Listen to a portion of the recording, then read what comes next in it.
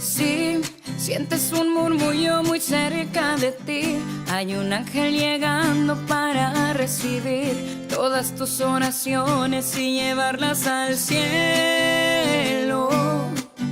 Así, abre el corazón y comienza a alabar el gozo del cielo, todo sobre el altar. Hay un ángel llegando, hay bendición en sus manos. Hay ángeles volando en este lugar, en medio del pueblo y junto al altar, subiendo y bajando en todas las direcciones. No sé si la iglesia subió o si el cielo bajó, si sé que está lleno de ángeles de Dios, porque el mismo Dios está aquí.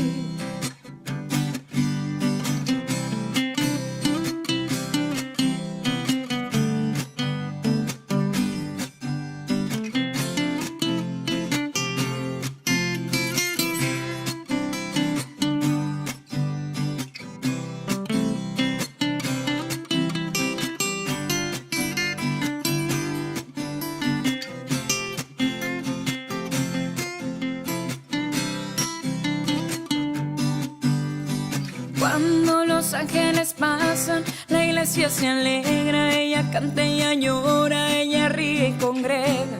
Enfrenta el infierno, disipa el mal. Siente la brisa del vuelo de tu ángel ahora. Confía, hermano, pues esta es tu hora. La bendición llegó y te la vas a llevar. Hay ángeles volando en este lugar, en medio del pueblo y junto al altar, subiendo y bajando en todas las direcciones. No sé si la iglesia subió o si el cielo bajó, si sé que está lleno de ángeles de Dios, porque el mismo Dios está aquí. Hay ángeles volando en este lugar, en medio del pueblo y junto al altar, subiendo y bajando en todas las direcciones. No sé si la iglesia subió o si el cielo bajó, si sé que está lleno de ángeles de Dios, porque el mismo Dios está aquí. Está aquí.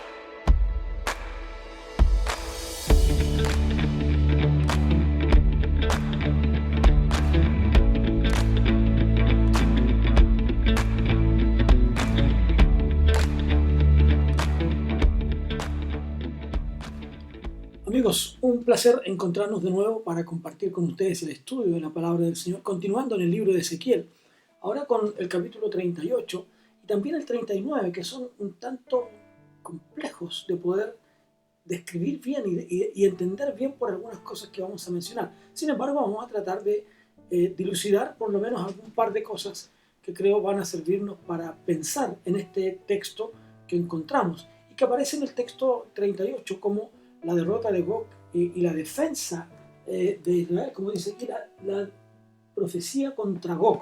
Así lo plantea en el libro de Ezequiel, en Reina Valera. Ahora, los textos 1 al 3 nos hablan de por lo menos un par de nombres que creo que sería bueno distinguirlos de alguna manera, y en realidad no hay una cuestión clara. Ni los teólogos se han puesto muy de acuerdo en esto todavía, pero vamos a tratar de avanzar. Aparecen allí los nombres de Gog y en un lugar llamado Magog. Y luego habla también de otros dos nombres que son Mesec y Tubal. Y el mandato de Dios es que el profeta hable, profetice, diga algo en contra de ellos. ¿Y qué era lo que tenía que decir? Dice: he aquí yo estoy contra ti, oh Gog, príncipe soberano de Mesec y Tubal. Ahora, cuando le menciona el hecho, dice, pon tu rostro contra Gog en tierra de Magog. En este sentido generalizado de la restauración de Israel de parte de Dios, recuerden ustedes que en eso estábamos, Ezequiel trae entonces esta profecía contra Gog, contra un gobernante, y que era de Magog, dice el texto, y que se menciona a este personaje, Gog, como soberano de estos dos lugares llamados Mesec y Tubal. Ahora, identificar a estos personajes, tanto a Gog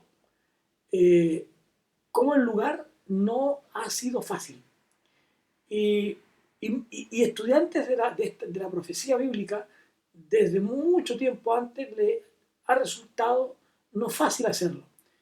Y es un problema, es una cuestión compleja, porque no tiene una solución del todo clara, por algunas razones. Primera de esas razones, no existe otra descripción u otra forma de conectar el Antiguo Testamento o en el Antiguo Testamento con Gog. Aparte de lo que dice, y que lo menciona en 1 Crónicas capítulo 5, versículo 4, que ahí pareciera no tener tanta relevancia. Por lo pronto, Gog parece ser, diríamos, un enemigo completamente nuevo y extraño para Israel. No era un enemigo del cual ellos tuvieran que cuidarse con precisión y con conocimiento, o con alguien cercano a ellos, o como un enemigo ya conocido. Y Magog, la segunda cosa es que Magog se menciona como un descendiente, en Génesis, como un descendiente de Jafet, tanto en Génesis como en Crónicas, pero que nunca aparece como una amenaza para Israel. En tercero, en otras traducciones contienen lo llaman el príncipe de Ros, que algunos traducen como soberano, con la idea de que la palabra Ros describe la grandiosidad de este príncipe y no un lugar donde él gobierna. Traductores e intérpretes no se ponen de acuerdo en esto, si debe ser príncipe de Ros o príncipe supremo. Entonces podría ser que Magog no necesariamente fuera un lugar, sino un adjetivo, una cualidad, algo especial, si lo llamáramos como príncipe supremo. Si lo entendemos así, si lo entendiéramos en tercer lugar, si lo entendiéramos de esa manera, como el nombre de un pueblo o de un lugar, no tiene otra conexión en el Nuevo Testamento. Por lo tanto, hay muchos que piensan, e incluso lo asocian, lo asocian con Rusia. Pero la única evidencia para pensar en eso es más bien su sonido, Ros, ¿ya? Que en lenguaje nuestro suena como Ros nomás, pero en realidad sería Ros. Y habría esta fonética que lo haría sentir como algo así. Los dos lugares que se menciona, Mesec y Tubal, eran lugares, pueblos que estaban al norte de Israel, en algún lugar cercano al mar, al mar Negro y al mar Caspio. Estos dos eran pueblos que no son presentados en el Antiguo Testamento como pueblos amenazantes o con una sensación de animosidad contra Israel. Y aunque estos nombres de Mesac y Tubal tienen otra vez, un sonido similar a dos ciudades de Rusia, Moscú, Mosú, Mze, ¿no? Y Tobolsk. Pero estos nombres que por sí solos suenan parecidos, no son de ninguna manera prueba suficiente para establecer, para determinar una relación con Rusia o con alguna de sus ciudades. Si miramos también que estos enemigos son hostiles y pudiera, según un escritor, Morgan, pudiera ser una confederación antagónica para el pueblo de Israel. Otros comentaristas todavía mucho más antiguos, cuando piensan en Gog, lo asocian con el gran Antíoco Epifanes, Antíoco IV, que se ubica, que lo ubicamos en el periodo intertestamentario que conocemos, estos 400 años, ¿no es cierto?, que están en el periodo intertestamentario, cuando Antíoco Epifanes persigue al pueblo judío en este tiempo, pero tampoco esto es tan probable. Otros intérpretes ven a Gog como un rey que vive, que se radica aproximadamente unos 80, 90, 100 años antes de Ezequiel, y que se le llamaba Giges, el rey de Lidia. Otra vez, son ideas no concluyentes. Si Magog es descendiente de Jafet, ¿no? Así identificado por Josefo, y descrita como una ciudad montañosa, como dije recién, cercana o entre, alrededor de los mares Negro y Caspio. Y esto es todavía más aceptado. Otros dicen simplemente que está asociado, como les dije, con este pueblo ruso. Ahora, los datos bíblicos y también los extrabíblicos implican que Mesec y Tubal se refieren más bien a áreas geográficas o países al este del Turquía moderno. Si está al este del Turquía moderno, entonces sería al sureste de Rusia y al noreste de Irán. Allí lo ubican algunos. Pero, insisto, no hay claridad. Ahora, otro comentarista escribió que Mesec era representativo de los musulmanes y Tubal lo sería a los católicos romanos. Esto sería para mostrar lo que algunos piensan, que los turcos y los papistas finalmente unirán sus fuerzas para desarraigar la religión verdadera, y que mientras todo esto se levanta, ¿no es cierto?, por la caída de la iglesia, Cristo vendrá sobre ellos. Pero no hay claridad. El texto bíblico dice: he aquí yo estoy contra ti, oh Gog, príncipe soberano de Mesec y Tubal. Sabemos que son enemigos nuevos. Son nombres que suenan, pero que no son identificados como lo eran Babilonia, Siria, Egipto, Roma, ¿no es cierto? Que este gobernante suena como alguien que pudiera derrotar al pueblo de Israel, y por lo tanto Dios se levantaría contra ellos. A diferencia de las otras naciones, de los asirios, de los babilonios, ¿no?, con quienes el pueblo, tanto Israel como Judá, tenían contacto frecuente,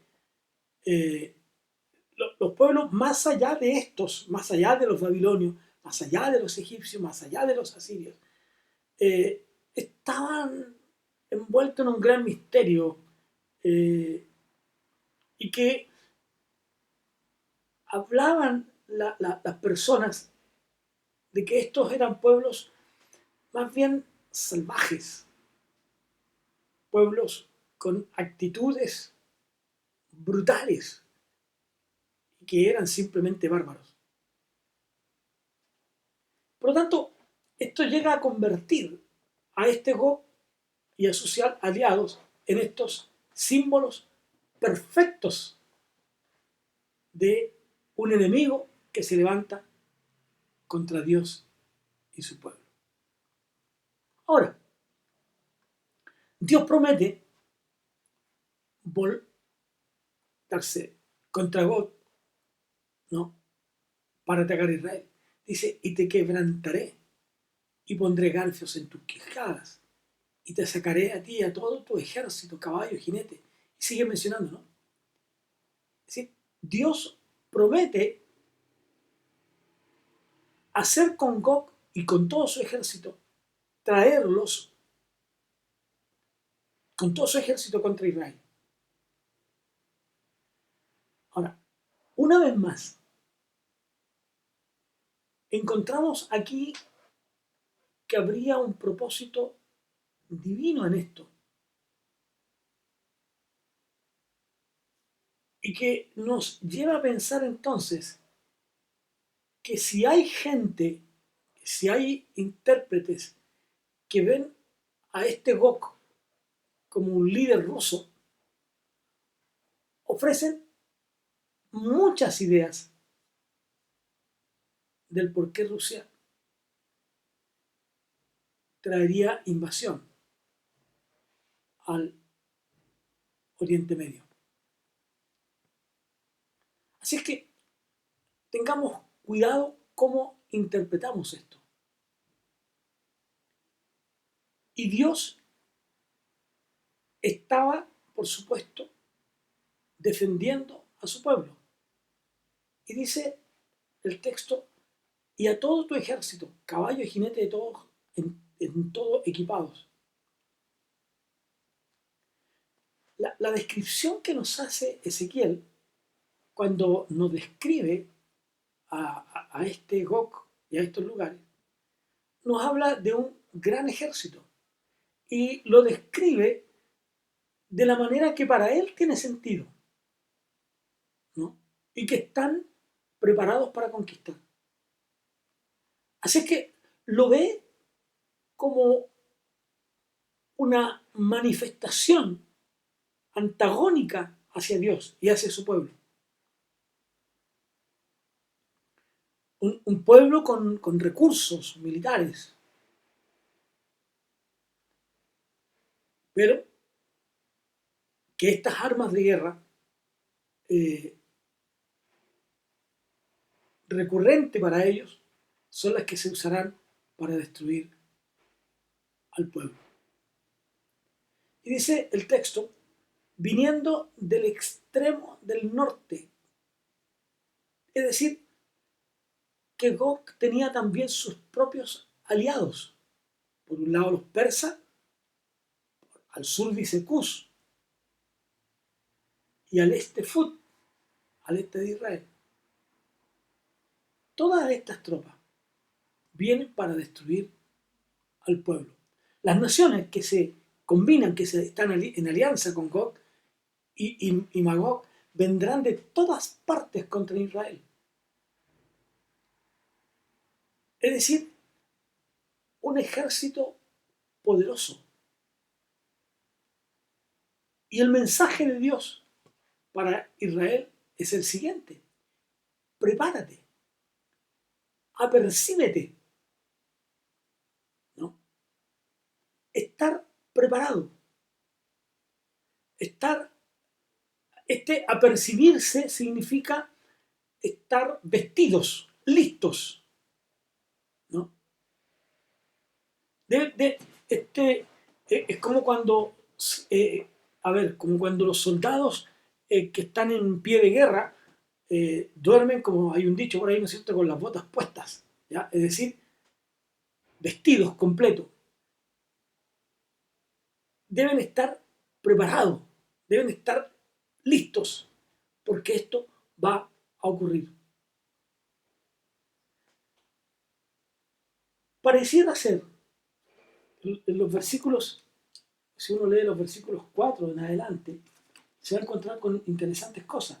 Y te quebrantaré y pondré garfio en tus quijadas, y te sacaré a ti y a todo tu ejército, caballo y jinete en todo equipado. Persia, Cus, Gomer y todas sus tropas, la casa de Togarma. Prepárate y apercíbete, tú y toda tu multitud que se han reunido a ti, y sé tu guarda. De aquí a muchos días serás visitado, al cabo de años vendrás a la tierra salvada de la espada, recogida de muchos pueblos a los montes de Israel, que siempre fueron una desolación, mas fue sacada de las naciones, y todos ellos morarán confiadamente. Es decir, de aquí a muchos días.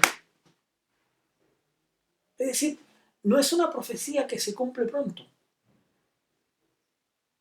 sino que vendrá tiempo, vendrá oportunidad en la que ellos verán esta gran guerra, esta gran lucha. Por eso que dice, subirás tú y vendrás como tempestad, ¿no? Como tempestad. Está claramente establecido entonces que todas estas vendrían en contra del pueblo, como una tempestad, dice. Es decir, como una tormenta violenta, ¿no?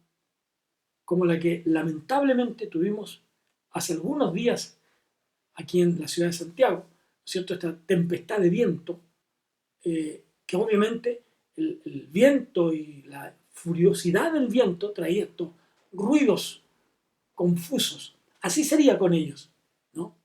Vendrán como cuando uno ve una nube oscura y que se ve tan amenazante, tan grande, así vendrán, como una gran nube, tan grande, tan inevitable, ¿no? Ahora, la gran pregunta, ¿cuál es el plan de Gog?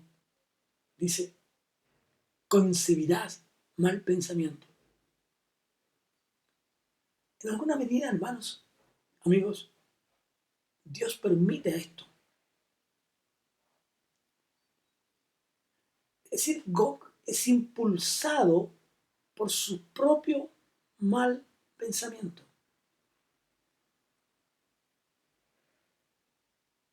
Subiré contra una tierra indefensa.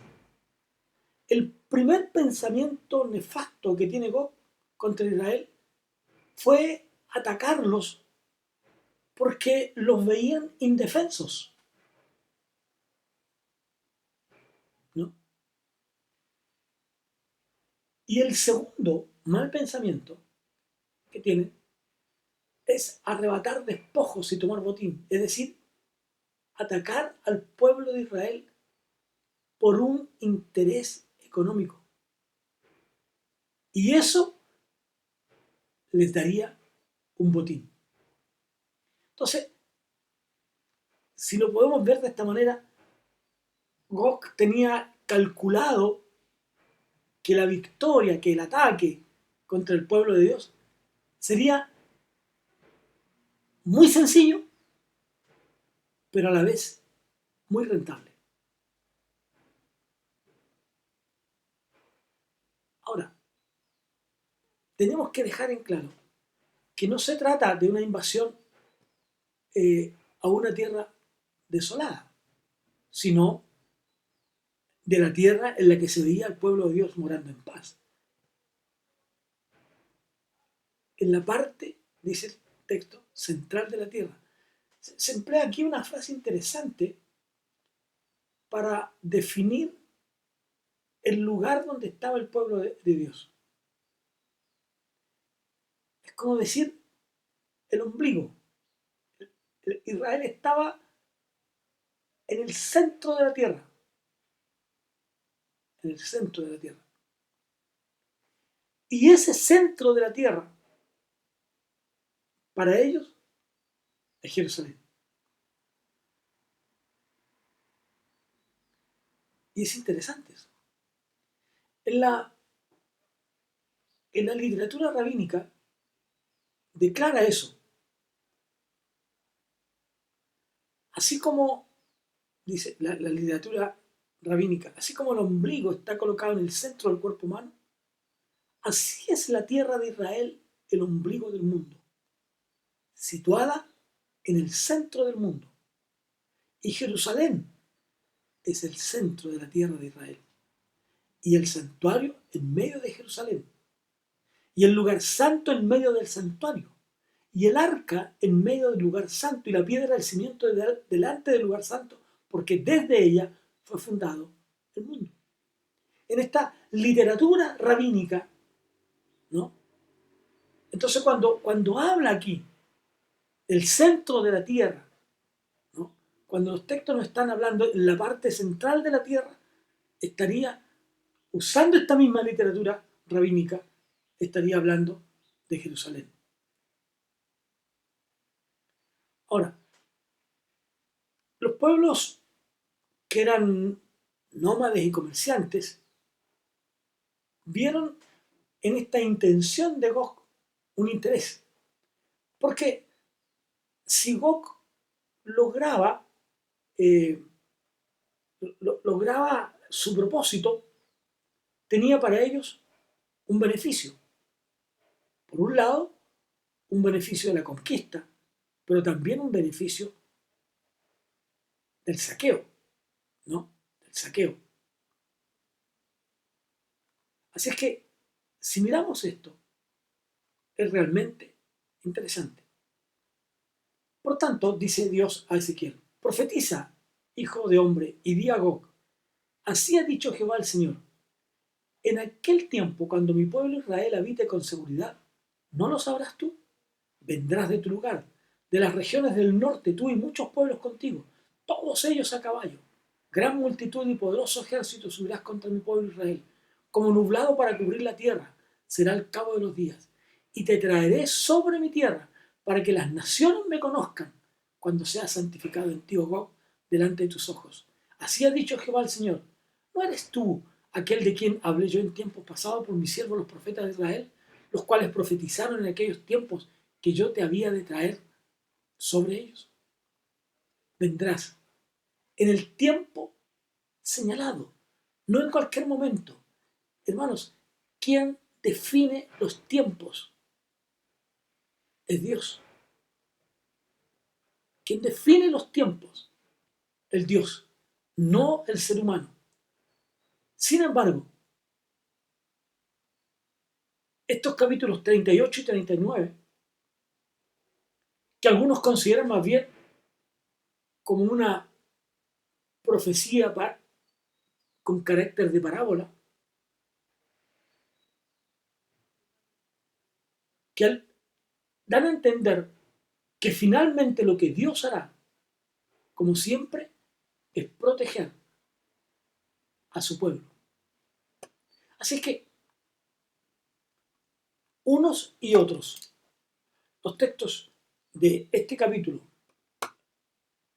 38 y 39 nos llevan entonces a pensar en este hecho de la invasión de este hombre. Esta victoria cumpliría la expectativa de varios profetas anteriores de Israel. Miren lo que dice el texto 17 del capítulo 38, ¿no? Dice lo siguiente: así ha dicho Jehová el Señor, ¿no eres tú tú aquel de quien hablé yo en tiempos pasados por mis siervos los profetas de Israel? ¿Se dan cuenta? Eres tú. Este ataque, esta victoria, llega a cumplir las expectativas, ¿no?, del pueblo, pero Dios defenderá a su pueblo Israel. Miren lo que dice el 16, el texto anterior. Y subirás contra mi pueblo Israel como nublado para cubrir la tierra. Será al cabo de días. Y te traeré sobre mi tierra para que las naciones me conozcan cuando sea santificado en ti, oh Gog, delante de tus ojos. Y ahí luego lo que leí recién. Entonces,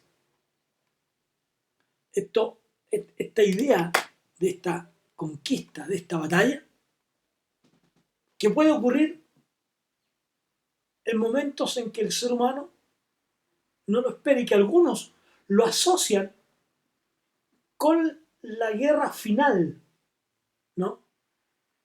Antes de que Cristo regrese a la tierra. Dicen algunos que esto podría indicarnos y marcar el tiempo de el comienzo de un gran líder mundial y su gobierno. Así es que esto lo asocian con Apocalipsis y el capítulo 19. Como lo menciona, por ejemplo, simplemente para compartirlo con ustedes, en los últimos textos ya del Apocalipsis, en el capítulo 20, versículos 7 al 9, dice lo siguiente: cuando los 1000 años se cumplan, Satanás será suelto de su prisión y saldrá a engañar a las naciones que están en los 4 ángulos de la tierra, a Gog y a Magog, a fin de reunirlos para la batalla, el número de los cuales es como la arena del mar. Aquí estaría esta asociación que hacen algunos de Gog y de Magog. Entonces, en cualquier caso, también se puede unir esta profecía, ¿no? Vincularla con Joel y Zacarías, que es lo que se hace también. Y así entonces, para terminar, estos 2 capítulos nos hablan de este ser supremo que podría ser también, ¿no es cierto? Príncipe supremo, que podría ser la definición de Gog, y de este lugar, Magog, ¿no es cierto? La victoria que enfrentaría a Israel, pero de la cual Dios, como siempre, lo traería en victoria. Porque Dios nunca, jamás abandonará a su pueblo. Porque Israel, su pueblo, está en la mano de Dios. Y como lo habíamos dicho en otro momento, Dios nunca abandona a su pueblo. Dios nunca deja a su pueblo, sino que siempre, siempre Dios cuidará de su pueblo. Dios siempre cuidará de sus hijos. Por lo tanto, es para nosotros un motivo de reflexión, más bien, de estudio, esto que no es tan claro para nosotros y que tenemos que tener cuidado cuando interpretamos de manera tan literal algunas cosas, porque tenemos que tratar de atar estos cabos para poder encontrar una asociación con el momento que vivía el pueblo de Israel. Y si queremos asociarlo al final de los tiempos, ¿no? Entonces también con mayor razón tenemos que tener esa precaución. Finalmente el texto dice: y seré engrandecido y santificado. ¿Sí? Evidentemente, Gog y sus aliados serían derrotados. Y eso demuestra al mundo entero el poder de Dios, la fuerza de Dios, y cómo Dios cumplirá su promesa para que sus hijos vivan en victoria. Dios nunca abandona a los suyos. Muy por el contrario, Dios libra a su pueblo de todo, porque Dios tiene absolutamente todo el control y todas las cosas están sostenidas bajo su mano. Amigos, nos encontramos la próxima semana para compartir el capítulo 40, esta visión que tiene Ezequiel ahora de lo que es el templo de Dios. Les invito para que nos encontremos la próxima semana en un nuevo estudio de la palabra de Dios. Que Dios les bendiga.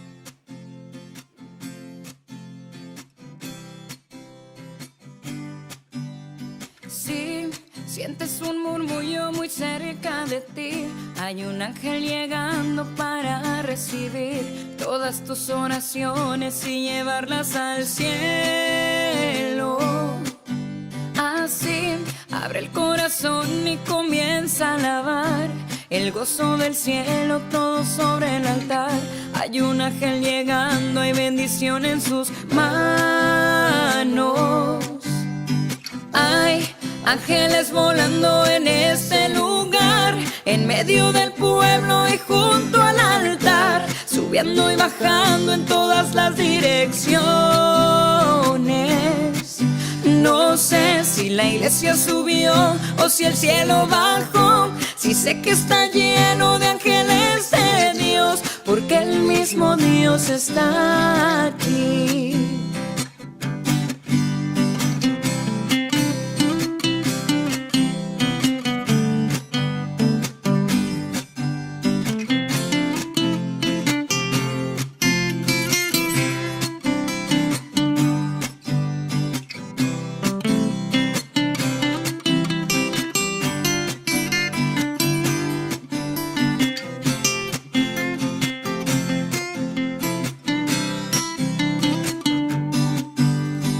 Cuando los ángeles pasan, la iglesia se alegra, ella canta, ella llora, ella ríe y congrega.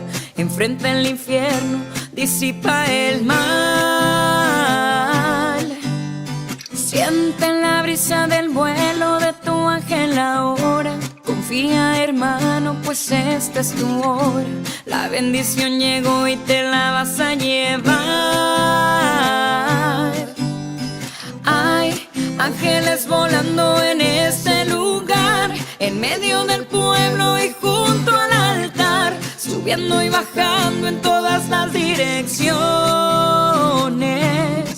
No sé si la iglesia subió o si el cielo bajó, si sé que está lleno de ángeles de Dios, porque el mismo Dios está aquí. Hay ángeles volando en este lugar, en medio del pueblo y junto al altar, subiendo y bajando en todas las direcciones. No sé si la iglesia subió o si el cielo bajó, si sé que está lleno de ángeles de Dios, porque el mismo Dios está aquí. Está aquí.